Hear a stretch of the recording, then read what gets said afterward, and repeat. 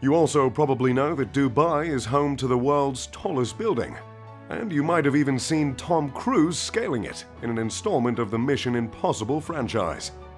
That building is called the Burj Khalifa, and it stands 2,722 feet high.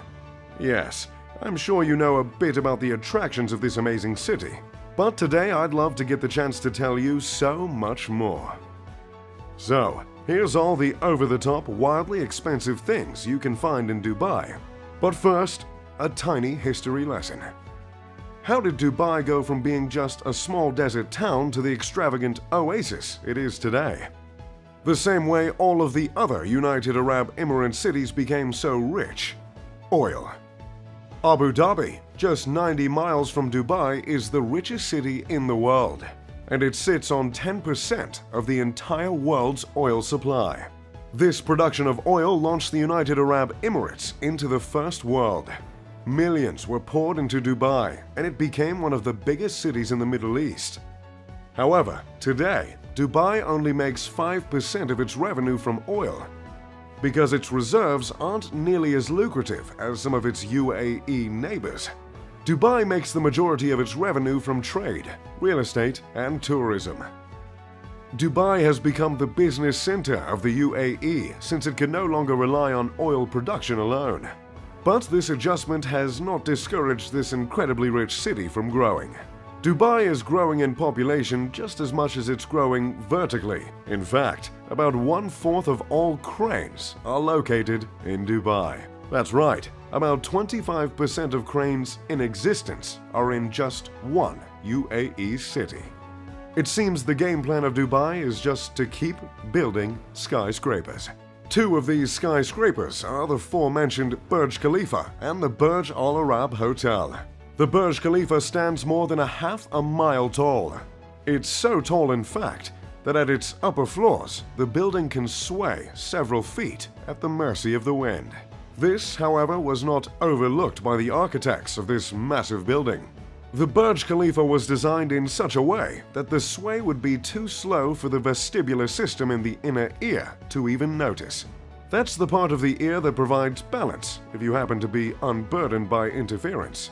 The Burj Al Arab is a beautiful 5-star hotel, just hundreds of feet off the land. The Al Arab is the 5th largest hotel in the world, thanks to its unique shape. The hotel stands 56 stories high. It is officially labeled as a 5-star hotel, but some have dubbed this stunning building with the highest remark of 7 stars. This 7-star label is up for debate, as the authority on the matter of luxury hotels has not been agreed upon. But 7-star or not, this hotel is truly magnificent. If you want to spend a night in the royal suite at the Al Arab, it'll cost you just over $24,000. The interior of the Burj Al Arab is adorned with around 1,790 square meters of 24-karat gold leaf.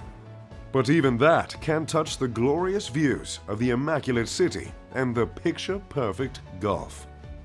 Along with extremely tall buildings, the city is keen on building man-made islands. Both the Palm Islands and the World Islands are two incredibly ambitious projects that came to fruition with the help of a whole lot of cash. The construction of the Palm Islands not only cost $12 billion to build, but it also required 94 million cubic meters of sand. To put that into perspective, 94 million cubic meters of sand could fill the entire Empire State Building 2.5 times. The World Islands, as in the man-made islands that mimic the shape of the world's landmasses, took 321 million cubic meters of sand. Theodore, if you could just edit in 9 Empire State Buildings. Which also adds another $15 billion to the cost of man-made islands in Dubai. I'm not much of a big fan of sand in the first place, as it's rough, coarse, and it gets everywhere. Nevertheless, I did enjoy my time at the Palm Island. Like I've always said, nothing exfoliates quite like the warm water of the Persian Gulf. But that's enough talk about man-made islands, huh? Let's move on to the police force. Now, law enforcement isn't usually something that comes to mind when speaking in terms of luxury. but it sure is in Dubai. As a means of wooing the tourists, Dubai's police force uses supercars as their patrol vehicles.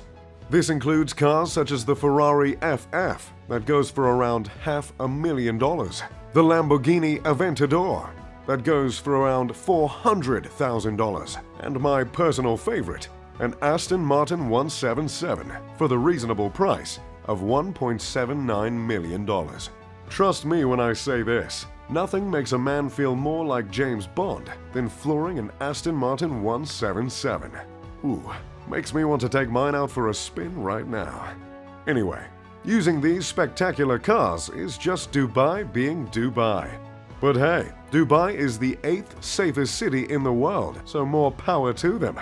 This isn't all due to the supercars, of course. The UAE, in general, has rather strict laws. Due to the Islamic constitutional monarchies that operate the Emirates government, some Sharia laws exist in Dubai as well. So if you're on vacation with your missus, checking out the bougie police force, make sure the two of you don't get caught smooching, because it might just get you deported.